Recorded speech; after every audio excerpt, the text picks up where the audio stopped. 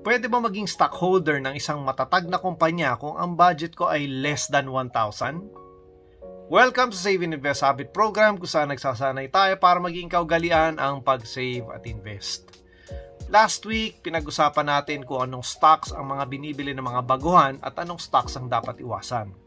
Ngayong week 56, bibigyan ko kayo ng 5 matatag na kumpanya o blue chip companies na pwede kayong maging stockholder sa halagang hindi lalagpas ng 1,000 pesos. Number 1, D&L Industries.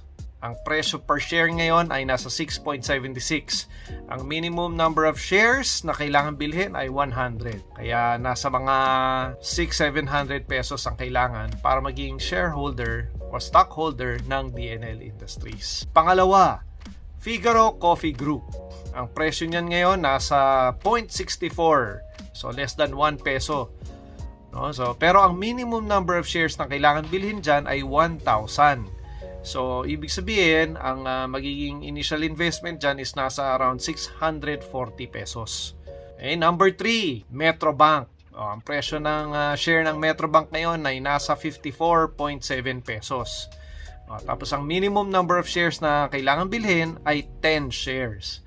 So, ibig sabihin, kailangan maging handa ka ng kulang-kulang 600 pesos. Number 4, Monde Nissin. Presyo per share ngayon ay 6.7. Pero ang minimum number of shares ay 100.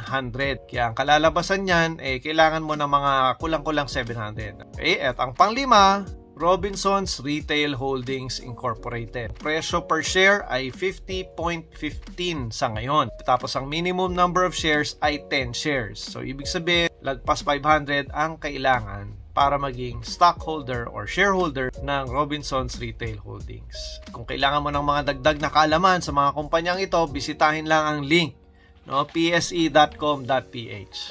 Ito kung muli si DJ LJ nagpapaalala, magtabi para sa savings at bumili ng investments. Dahil present ka ngayon, comment G.